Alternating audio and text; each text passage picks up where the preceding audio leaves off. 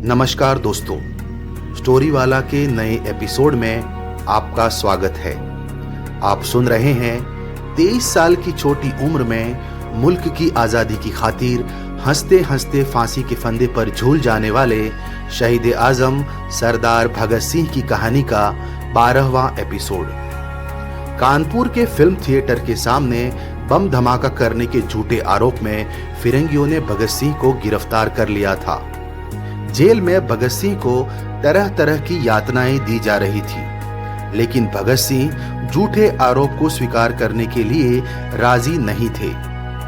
दोस्तों, कहानी आगे बढ़ाने से पहले स्टोरी वाला आपसे एक विनती करना चाहता है। आप स्टोरी वाला चैनल को सब्सक्राइब करना ना भूलें, क्योंकि स्टोरी वाला एक नया चैनल है और स्टोरी वाला को आप सबके साथ की बहुत जरूरत है। धन्यवाद। भगत सिंह की गिरफ्तारी के बाद एक तरफ उन्हें रिहा करवाने के लिए भगत सिंह के परिवार वालों के साथ साथ हिंदुस्तान रिपब्लिक एसोसिएशन के क्रांतिकारी एडी चोटी का जोर लगा रहे थे, तो दूसरी तरफ फिरंगियों ने भगत सिंह के खिलाफ एक ऐसा मुकदमा तैयार किया था कि ब्रिटिश कोर्ट की हर पेशी में भगत सिंह की जमानत अर्जी खारिज हो रही थी।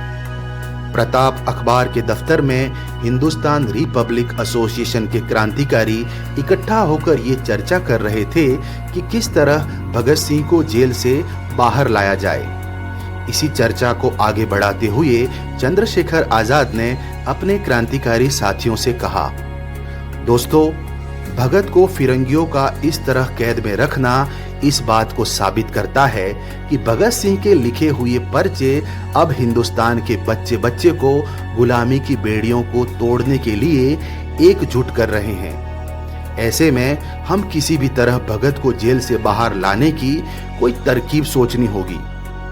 भगत के ज्यादा दिन तक कैद में रहने से आजादी की लड़ाई कमजोर पड़ सकती है।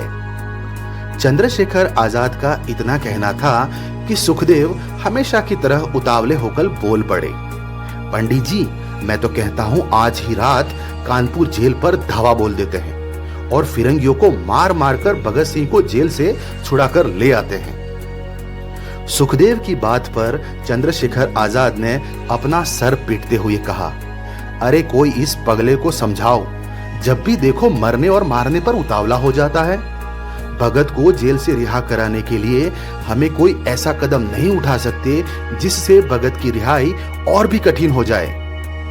यहाँ एक तरफ हिंदुस्तान रिपब्लिक एसोसिएशन के क्रांतिकारी भगत सिंह की रिहाई की तरकीब निकाल रहे थे, तो दूसरी तरफ ब्रिटिश हुकूमत किसी भी कीमत पर भगत सिंह को जमानत देने के मूड में नहीं थी। उसकी असली वजह थी भगत सिंह की पूरे देश में बढ़ती हुई लोकप्रियता और भगत सिंह के लिखे हुए पर्चे, जो कि हिंदुस्तान के सोए हुए गुलाम मानसिकता रखने वाले लोगों को जगाने का काम कर रहे थे।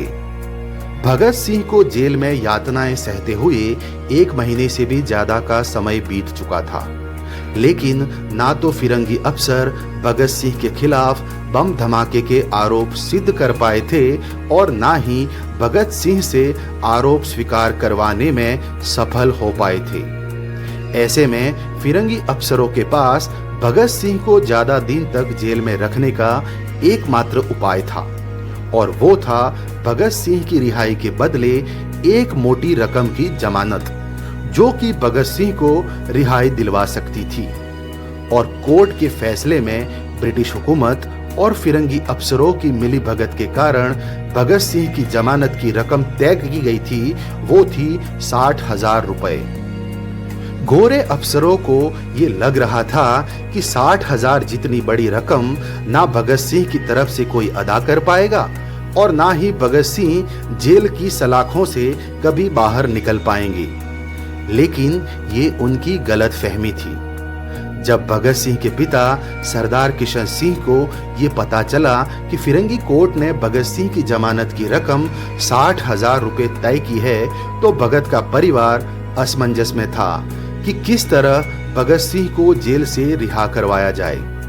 इसी उपाय के लिए भगत सिंह का पूरा परिवार इकट्ठा हुआ था। इसी बीच भगत सिंह की मां विद्यावती ने दर्द भरी आवाज में कहा, भगत के बापू, आप कुछ भी कीजिए, लेकिन मेरे भगत को गोरों की कैद से छुड़ाकर ले आइए। पता नहीं गोरे मेरे भगत के साथ कैसा सुलूक कर रहे होंगे। 40 दिनों से भी ज्यादा दिन हो गए मेरे भगत को कैद में।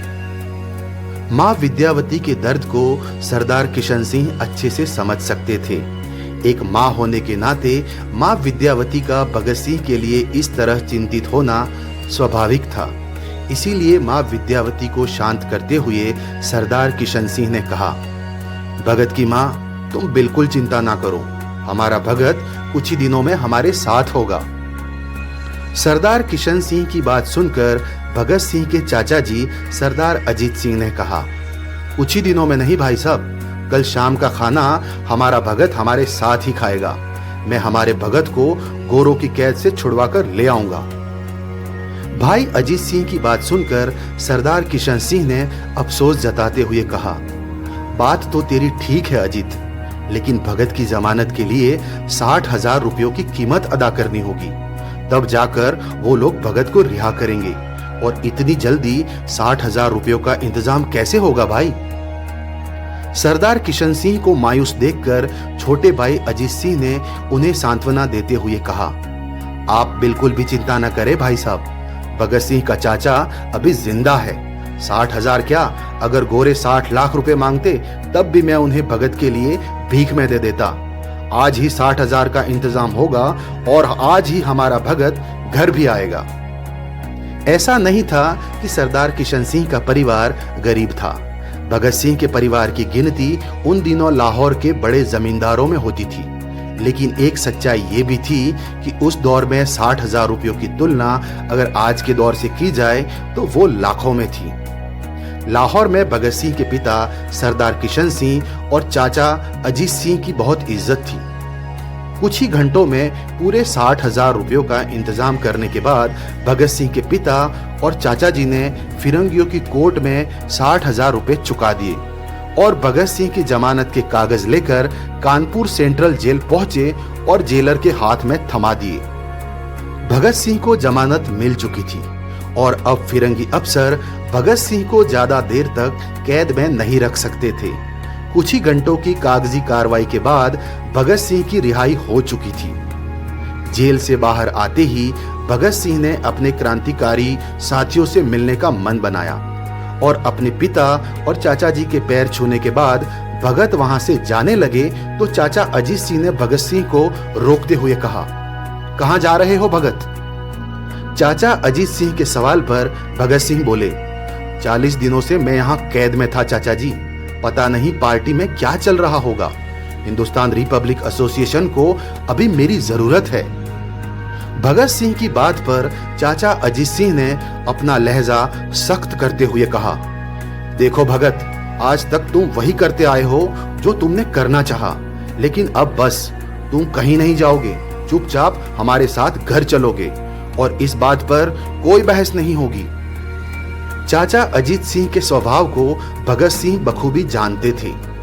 उनकी जिद के सामने भगत सिंह का बहस करना बेकार था।